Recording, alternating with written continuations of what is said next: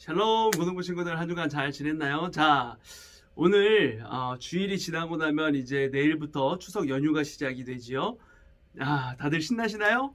자, 비대면으로 집에만 있는 날도 많았는데 추석이라니까 또 연휴라서 쉰다고 하니까 또 별거 없어도 신나는 것 같습니다. 사회적 거리두기 때문에 여전히 친척들, 가족들을 다 만나지는 못하겠지만 그래도 추석 기간 푹 쉬면서 맛있는 것도 많이 먹고 건강하게, 즐겁게, 행복하게 풍성한 명절을 보내시는 여러분들 되길 바랍니다. 자, 지난주에 우리가 이제 성경 퀴즈 이벤트를 진행했는데 생각보다 엄청 많은 친구들 한 40명 정도가 참여해 줬더라고요. 감사합니다, 여러분.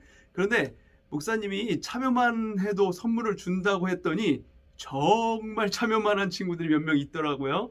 문제는 한 문제도 안 풀고 참여만 한 거예요, 정말로. 어쨌든 약속은 약속이니까 이번 주에 모두 기프티콘을 보냈습니다. 여러분, 참여해 주는 것만으로도 참 너무나도 감사하지만 문제를 틀리더라도 풀어주시길 바랍니다. 그래서 이번 주부터 확실하게 문제를 절반 이상 푼 친구들에게 기프티콘을 주도록 할게요. 왜냐하면 이것이 참여를 해서 또 이렇게 말씀을 잘 들었는지 한번 점검해 보는 시간이니까 한번 참여해 주시기를 바랍니다. 자, 그럼 먼저 오늘도 우리가 대면 예배 때 찬양했던 영상 다시 한번 보시면서 신나게 찬양하시고 저는 말씀으로 돌아오도록 하겠습니다. 함께 찬양해요.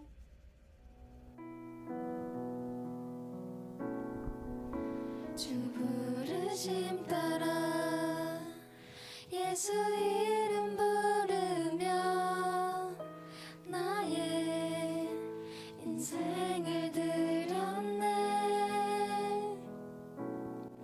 사람들이 이해 못하고 결과 어떠하든지 주만 따라가길 원했네. 이제와 돌이켜보니 그저 부끄러울 뿐 모두 다 주의 은혜라. 벼랑 끝에서 나를 주의 손이 이끌어 여기까지 인도하셨네. 하나님 사랑을 떠나지 않고 끝까지 사랑하셨기에 오직 예수와 십자가만 바라보면서 나의 생명도 아낌없이 드리길 원했네. 내 노래가 상한 영혼 일으켜 다시 살게 하는 노래가 되길. 주 배울 때 착한 일꾼이라 칭찬받기나 원하네. 하나님 사랑을 떠나지 않고 끝까지 사랑하셨기에 오직 예수와 십자가만 바라보면서 나의 생명도 아낌없이 드리길 원했네. 내 노래가 상한 영혼 일으켜 다시 살게 하는 노래가 되길. 주 배울 때 착한 일꾼이라 칭찬받기나 원하네. 아멘. 아멘이죠? 아멘. 할렐루야. 아멘.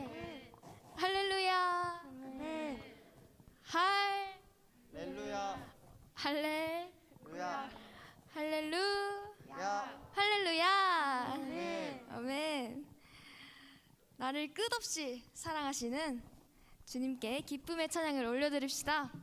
아멘.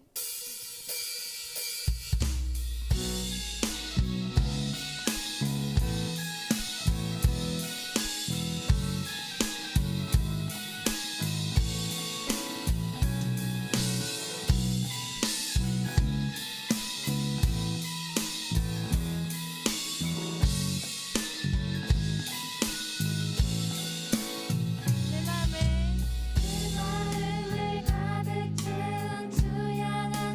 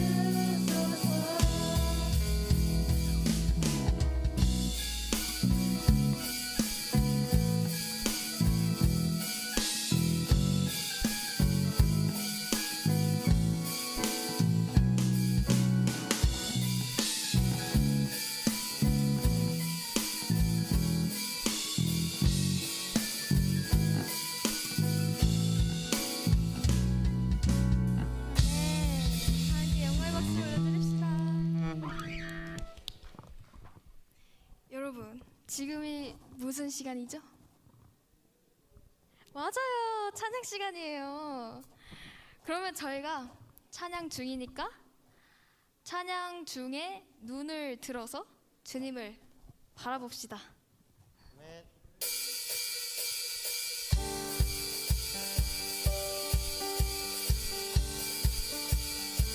찬양 중에 찬양 중에 눈을 들어 주를 보내. 지금 봐야 돼요. 소망 중에 마음 다해 주만 나 바라네.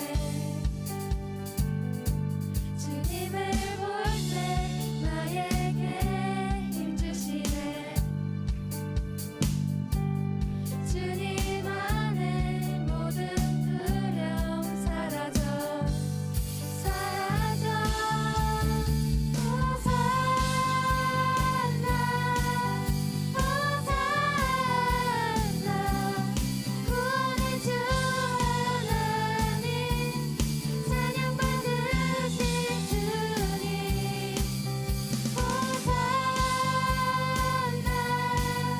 호산나 내 안에 임하셔서 주님의 뜻 이루소서. 주께 드린 마음 담기도 들으소서.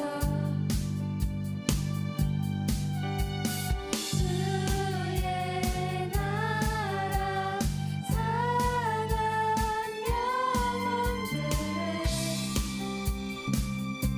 새롭게 해. 주님을 볼 때 나에게 힘 주시네. 주님 안에 모든 두려움 사라져 사라져. 호산나 호산나 호산나 구원의 주 하나님 찬양 받으신 주님. 호산나 호산나 내 안에 임하셔서 주님의 뜻 이루소서. 주님을 볼 때 나에게 힘 주시네. 주님을 볼 때 나에게 힘 주시네. 주님을 볼 때 나에게 힘 주시네. 주님 안에 모든 두려움 사라져 사라져. 호산나 호산나 구원의 주 하나님 찬양 받으신 주님. 호산나 호산나 호산나 내 안에 임하셔서 주님의 뜻 이루소서. 아멘. 함께 영광의 박수 올려드립시다.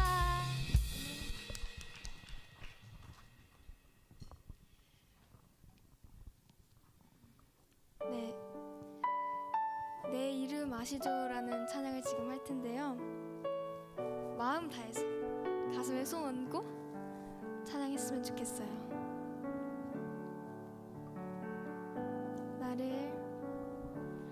나를 지으신 주님 내 안에 계셔.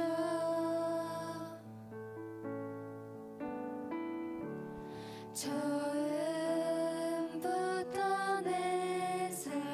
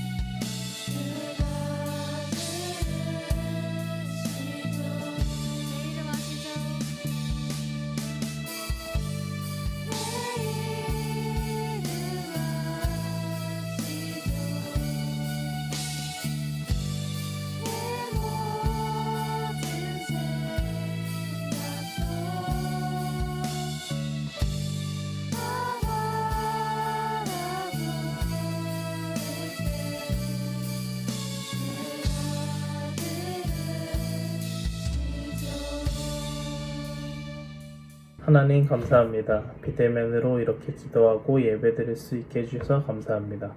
코로나의 위협으로 비대면으로 예배드리고 있지만 건강한 모습으로 예배드릴 수 있게 해주셔서 감사합니다. 어서 빨리 코로나가 종식되어서 고등부 친구들과 선생님들이 다 같이 예배드릴 수 있는 날이 올 수 있기를 기도합니다. 고등부 학생들을 위해서 기도합니다. 오랜 시간 코로나로 정상적인 학교 생활이 어렵습니다. 하루빨리 코로나가 종식되어서 예전의 모습을 되찾고 좋은 모습으로 다들 예배드릴 수 있도록 기도합니다. 고등부 학생들의 건강을 코로나로부터 지켜주세요. 고3 학생들을 위해서 기도합니다. 수능이 얼마 남지 않았는데 집중하고 좋은 성적 거둘 수 있기를 기도합니다.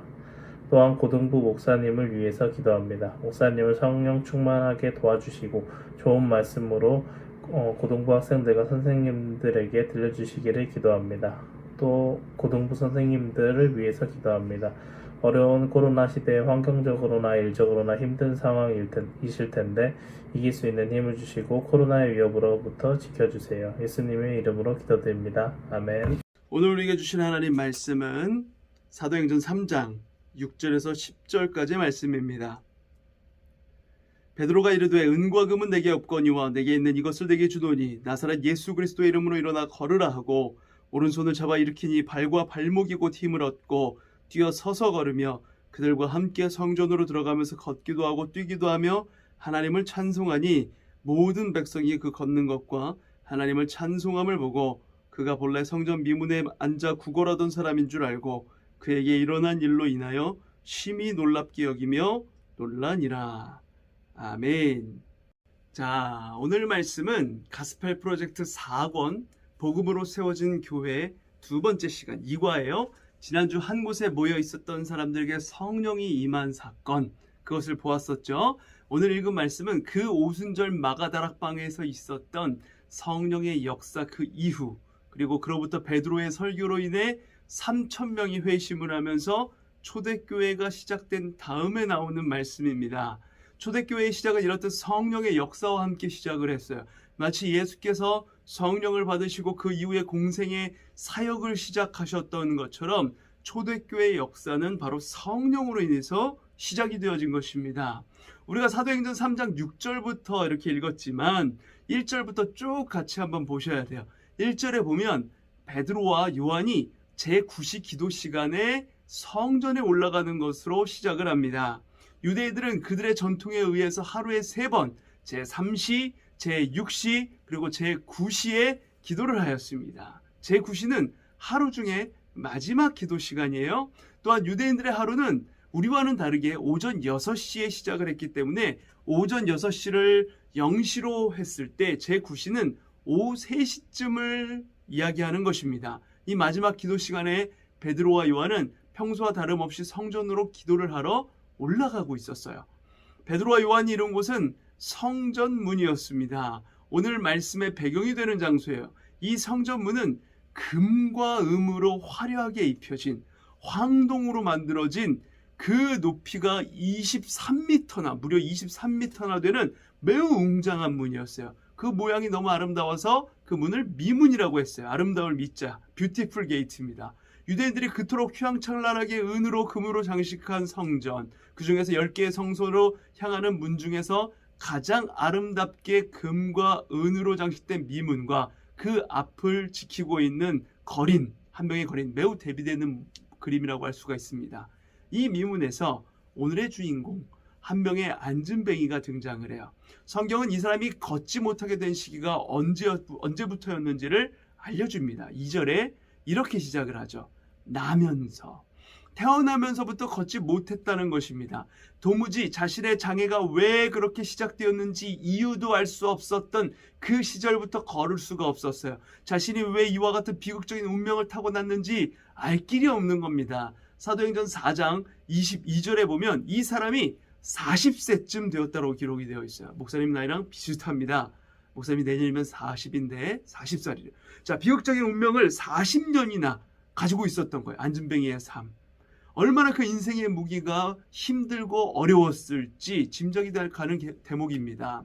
여러분, 지금 시대와 같이 휠체어와 같은 의료 장비들이 있고 장애인에 대한 인식이나 복지가 향상된 이 시대에도 걸을 수 없다는 것, 장애인으로 살아간다는 건 어떻습니까? 어려운 일이에요. 큰 비극입니다. 그런데 지금으로부터 약 2000년 전 장애인을 위한 어떤 기구들도 장애인에 대한 복지도 전무하였던 그 시대에 걸을 수 없었다는 것, 특별히 태어나면서부터 걸을 수 없었다는 것은 어떤 의미였을까요? 그의 인생에 도저히 극복할 수 없는 한계가 있었다는 것입니다. 또한 유대인의 인식 속에 몸에 결함이 있는 장애인들은 성전 예배에 참석할 수가 없었어요. 그렇기 때문에 그는 성전 안에 들어가고 싶어도 들어가지 못하는 겁니다. 그는 이렇듯 영적으로도 앉은뱅이로 살아갈 수밖에 없는, 예배에 들어가고 싶어도 예배 드리지 못하는 거예요. 그런 사람이었던 겁니다. 언제나 성전문에 앉아서 종교인들에게 구걸을 하며 종교인들의 물질로 도움을 받아 살아가지만 예배의 감격은 누릴 수 없는, 그 상태로 오랫동안 몸도 마음도 굳어진 영적인 앉은뱅이, 그리고 이런 영적 앉은뱅이를 진정한 회복으로 이끌어내지 못하는 유대인들의 그 자랑스러운 성전, 그것이 그 앉은뱅이와 가진 종교인들, 유대인들이 모여 있었던 성전의 실체였는지도 모르겠습니다. 어쨌든 그런 한계 속에서 이 앉은뱅이는 오늘도 내일도 아무런 희망도 없이 그렇게 누군가가 옮겨 놓아준 성전 바깥에, 문 바깥에서 앉아서 구걸을 하고 있었던 거예요. 그러던 어느 날 기도하러 올라가고 있었던 베드로와 요한을 마주하게 됩니다. 구걸하는 사람도 성전에 오르는 유대인도 많이 있었을 것인데 베드로와 요한은 그를 주목하여 보게 돼요.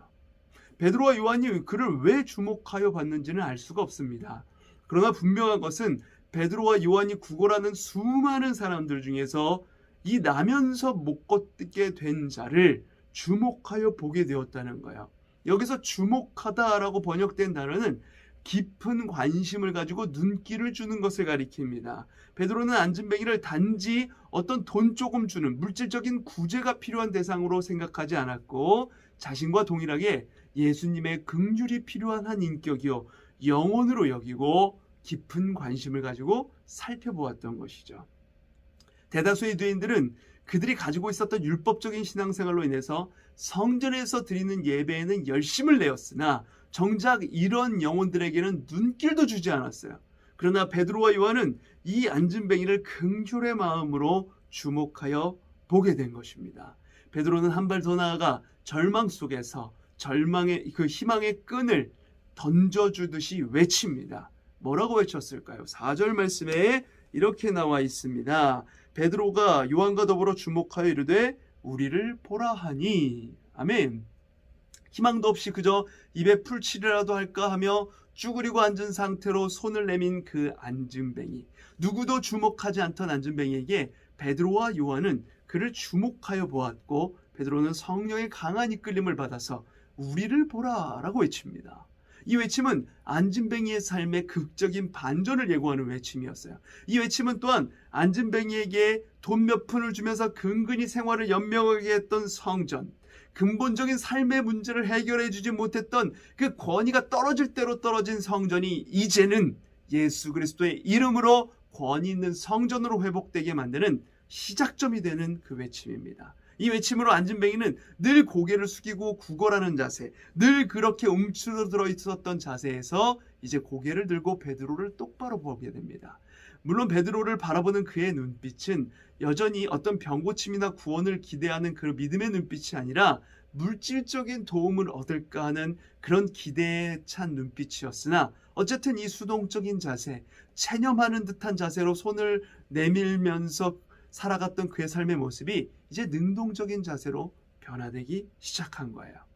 앉은뱅이가 고개를 들어서 베드로와 요한을 바라보자 이제 베드로는 극적인 명령을 하게 됩니다. 뭐라고 명령을 할까요? 우리 6절 말씀 보겠습니다. 베드로가 이르되 은과 금은 내게 없거니와 내게 있는 이것을 내게 주노니 나사렛 예수 그리스도의 이름으로 일어나 걸으라 하고. 아멘. 고개를 들어서 물질적인 도움을 바라보는 눈빛으로 베드로와 요한을 바라보는 그 앉은뱅이를 향해서 베드로는 그런 기대를 어떤 이런 지하에 포기시키기라도 하듯이 딱 잘라서 은과 금은 내게 없거니와 라는 말을 합니다. 베드로와 요한에게 은과 금이 없었던 그것은 정말이었습니다. 그들은 당시에 사역에 필요한 재정 조금 외에는 정말로 이 안진뱅이에게 줄 만한 어떤 경제적인 능력은 없었을 것입니다. 그러나 이 말은 그런 표면적인 의미, 내가 정말 돈이 없어, 이런 의미로 얘기하는 것이 아니라 그것을 넘어선 내면적인 의미를 담고 있어요. 그것은 조금 전에 이야기한 것처럼 이 사건이 미문, 가장 아름다운 문이라는 곳에서 행해지고 있는 사건이라는 점을 우리가 주목해 보아야 합니다. 이 은과 금, 은으로 화려하게 장식된 미문, 호화스럽고 사치스러운 미문처럼 껍데기만 남아 형식적인 종교로 타락한 이 유대교를 빗대어서 표현한 겁니다. 이 미문은 유대교의 상징이라고 할 수 있는 성전, 그 화려한 성전의 입구 역할을 하는 것으로 매우 화려하게 장식된 문이라고 하였죠. 그러나 그 화려함과는 달리 정작 유대교는 이미 능력을 상실하여서 안진뱅이를 비롯하여 미문 근처에서 구걸을 하고 있었던 거린들, 병자들에게 아무 도움도 줄 수 없는 상태였습니다. 자신들의 경건을 위해서 날마다 하루에 3번씩 성전에서 기도하는 시간을 지켰지만 정작 경건의 능력은 사라진 지 오래였던 거예요. 기도는 열심히 하나 정작 필요한 게 뭔지는 모르는 거예요. 그들이 가지고 있었던 율법을 가지고 몸에 결함이 있는 병자들이 성전에 들어오지 못하게 바깥에 앉아있던 것을 당연하게 여겼습니다. 그저 그들이 가지고 있는 물질 조금으로 경제적인 도움을 어느 정도 주면서 그것들이 자신들이 할 일을 다 했다라고 생각했을지는 모르겠으나 근본적인 영적인 문제들을 해결해 주지는 못했던 겁니다. 유대인들, 그리고 그들의 성전에 이런 문제가 있었기에 이제 예수 그리스도의 이름, 그 권위 있는 이름이 성전에 필요했던 거예요. 그때 베드로가 선포합니다. 나사렛 예수 그리스도의 이름으로 일어나 걸으라. 아멘. 40년 동안이나 걷지 못하는 거린에게 구걸만하게 하고 돈 몇 푼밖에 줄 수 없었던 권위 없는 성전, 겉모양의 화려함만 남은 이 성전은 이제 수명을 다했습니다. 이제 유대인들의 상징인 성전을 무너뜨리고 3일 만에 다시 짓겠다라고 예수님께서 이미 말씀하셨고, 그리고 죽으신 후에 말씀대로 3일 만에 부활하심으로 자신 스스로가 성전이 되셨던 예수 그리스도의 이름이 베드로를 통해 선포되었을 때 그 이름이 성전의 역할을 접수하게 된 거예요. 그 이름의 권세가 선포된 곳에 성령을 통한 하나님의 임재, 소통이 일어나게 되었으며 모든 것을 회복케 하는 능력이 나타났던 것입니다. 그러자 이제 나면서 못 걷게 된 자에게 무슨 변화가 일어났는지 우리 7절 말씀을 한번 같이 보도록 하겠습니다. 7절 8절 말씀입니다. 오른손을 잡아 일으키니 발과 발목이 곧 힘을 얻고 뛰어 서서 걸으며 그들과 함께 성전으로 들어가면서 걷기도 하고 뛰기도 하며 하나님을 찬송하니. 아멘. 베드로를 통해서 임한 그 예수 그리스도 이름의 능력은 40년간이나 말라붙어 있었던 안진뱅이의 한스럽고 초라한 다리의 근육에 단번에 새로운 힘을 불어넣었어요. 예수 그리스도의 이름이 선포된 후 베드로가 오른손을 잡아 일으키니 발과 발목이 그 즉시 힘을 얻고 뛰어서서 걸었으며 베드로 요한과 함께 성전으로 들어가면서 걷기도 하고 뛰기도 하며 하나님을 찬송하였습니다. 그의 다리에 힘이 들어간 순간 그에게 믿음이 들어갔어요. 늘 모두가 예배하는 성전문 바깥에 앉아서 구걸하면서 예배에 참여하지 못했던 그의 인생이 예수 그리스도의 이름으로 다리에 힘이 들어가 일어서자 걷고 뛰며 성전 안으로 들어가 하나님을 찬송하는 인생, 예배하는 인생으로 변화된 겁니다. 유대인들이 부정하다고 생각했던 그 장애가 극복되자 그가 가지고 있었던 형식적인 그런 영적인 장애가 극복되며 성전 안으로 들어가 기뻐 뛰며 하나님을 찬송하는 인생으로 바뀌어진 거예요. 육체의 치유와 영적인 회복이 한 사람 안에서 동시다발적으로 일어난 겁니다. 그런데 이 놀라운 기적의 사건은 이 안진뱅이 한 사람, 한 개인에게만 일어나고 끝나버리는 것일까요? 9절 말씀, 10절 말씀을 함께 보겠습니다. 9절 10절 모든 백성이 그 걷는 것과 하나님을 찬송함을 보고 그가 본래 성전 미문에 앉아 구걸하던 사람인 줄 알고 그에게 일어난 일로 인하여 심히 놀랍게 여기며 놀라니라. 아멘. 안진뱅이가 걷게 된 것과 하나님을 찬송하는 것을 모든 백성이 보았어요. 그 기적의 자리에 있던 사람들이 사람들만이 기적이 일어나는 것을 목격하였지만 그가 걷기도 하고 뛰기도 하며 하나님을 찬송하였던 모습은 모두가 보게 되었습니다. 지금 기쁨에 겨워서 두 다리로 껑충껑충 뛰며 성전 안에 걸어다니고 있었던 그는 바로 나면서부터 40년 동안 단 한 번도 단 한 걸음도 걷지 못했던 안진뱅이였습니다. 그는 성전문에서 늘 구걸함으로 연명하던 저주받은 인생이었어요.